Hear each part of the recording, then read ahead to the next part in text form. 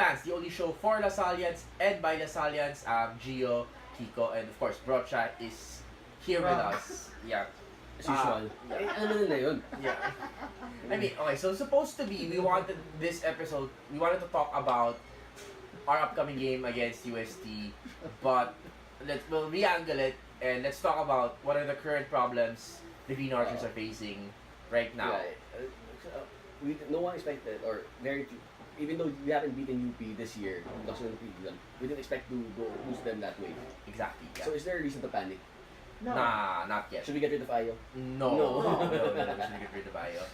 What we should do is we need to shore up defensively. I think that's the biggest hole LaSalle has. Okay, what do you think is wrong with our defense? No? Kasi we're supposed to be a defensive team eh. Yes. We're known for mayhem eh. Yes. Diba? Yeah, pero tayo yun na may mayhem eh. Oo. Um, Mayhem on mayhem. Yeah. So what happens is, at least in the first 4 games, all schools exploited the basic mistake of mayhem. Is that the moment they get past our first player, the guy who's doing the press, wala na. It's a 4-on-5. There's a guy open, often by a 3-point shot. They outpass it before the other guy could recover, and we are scrambling. And so you're saying we should really be selective in the way we use mayhem in the press? I think so. It's exactly what happened last season. Like we were pressing for a while, but the way Thomas would press last season, and I point to Thomas specifically, and Jeron even, is that they never attempt for the steal. Yes. They never. Si Richie is a big victim of that. Yeah, Richie is a big victim of that. Yeah, they never attempt for the steal pag one-on-one it's a different pag-passing lane. Pero pag one-on-one, they never attempt for the steal, and the opponent would never go past them. They take less gambles eh. Yes, maybe that's something that we have to. Sorry, they take less individual gambles eh. Yes. Iba yung team gamble. Yeah. Iba naman yung, sige, let's mayhem the shit out of them, and then when they cross the half-court line, bigla na lang there's a guy who's gonna double team. That's a different story. And I think it's a matter of managing expectations as well. Ideally, we're not as strong as last year. It's hard to replace someone like Jeron and Perkins, diba? I'm sorry, Chen.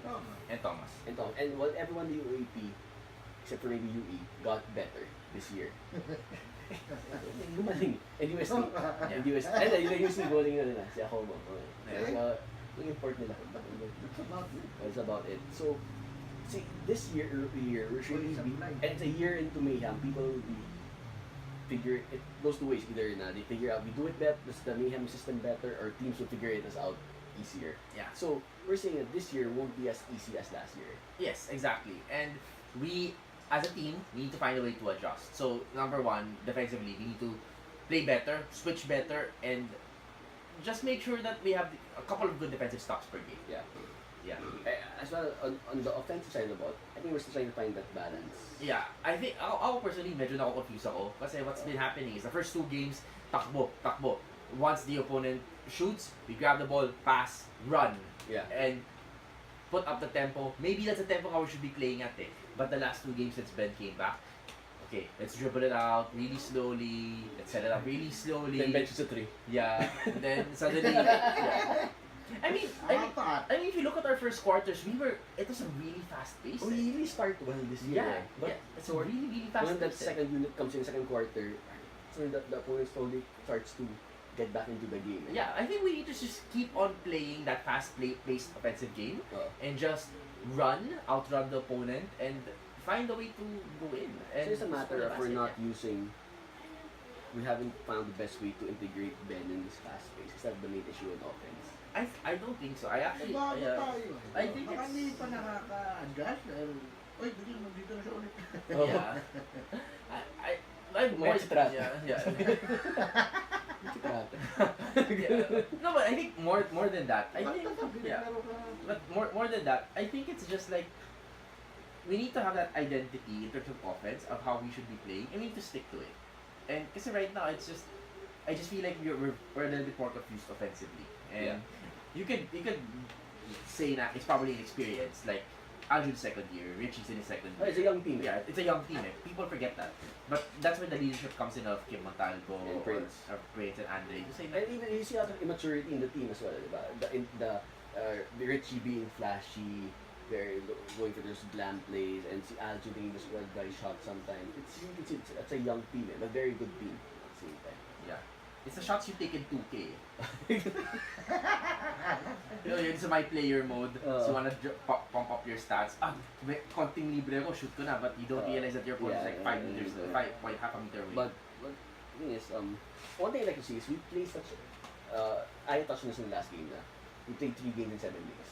Yeah. So is it a matter of we've been playing what 9 players or 9-10 players? Do you think we should be playing more of our bench? Like seeing more of sila Baltazar, Yes. seeing more sila Gonzalez, Yeah. Brent, and Jolo waxed hot 19 points and we haven't seen much of him since. Yeah, absolutely. I think Brent. Do you think there's a room for that? Si Boy Caloocan. Yeah, no. Sa UST. Pag may sutukan, siya pasok siya, first time siya. No, I think you're right there. Like we need to play Brent, Jolo, and Balti a little bit more. Kasi mayhem tayo eh. Alam mo yun, we're supposed to be running. I wish Chatter played. Well, Chatter and Offie, but I wish he played more during the Yeah, between Travis should have played more as well. You can mix him up with Ben a bit eh. Yeah. Diba? Yeah. And we just need to rotate a little bit more. Our mentality is if we play this pace, mapapagod yung kalaban natin. Yeah. But our opponents sub in and out very quickly eh. Their players get to rest eh. Tayo hindi eh. Tayo yung napapagod eh towards Yeah. the end game. Yung fans. Yeah. Tayo rin. Yung fans yung napapagod. Napapagod. Napakain tayo after every game. But here's the thing, like a couple of things. Number one, undoubtedly we are still the best team in the UAP. Like, Think so? Yeah, I still think so. Personnel wise, personnel only. I think we're the best team. Arguably at the name sa Better coach. well, no against Iowa. This guy, si Tab, is really overqualified for the job eh. Yeah, Diba? yeah. World Cup semi-finalist with New Kaya Zealand. beat him twice. Yeah, and that's the difference. Eh? Like Yeah. a well-coached team versus a team of really good players. And But we have a system. we have a system. Yeah, we have a system, and it's our job to acknowledge na may kakulangan tayo as a team, and then let's try to get Yeah. better at it. So to sort out all those issues within the team, in the system, in the coaches, and get us running in well almost, playing the best way we know how. Yeah, I go back to last season. Was that if you look at last season, the games against Ateneo, the first round was incredible. We just really killed them, and then we lost the second round, and the 2 finals games again establishing big leads and having it cut down towards the end of the game was already something that we were starting to see. And Referee good. well, yeah, well, they'll argue against that na nahawakan daw ni Teng yung kamay ni Black, yung block niya. Rule. Anyway, regardless. Amon nga si Kiefer, foul dati. Si Chris Chu. But, hindi mo pa nahawakan, lumilipad na. Oo, Like a bird.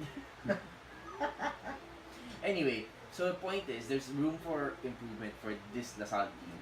Yeah, plenty. And that's a good thing about losing early. It unmasks all your weaknesses because you can adjust. Yeah. And college basketball, the key to winning championship, you peak in the second round, diba? Yes. So losing early makes that path much more easier. Yes, exactly. Alright, so I guess that's about it. So next we'll talk about the USD game in our next episode. Yeah. So we have the time to talk about the UST. Yeah. Yeah. Okay. Yeah, so obviously thanks for watching. This has been Green Fan, say Animal Asal. Sal.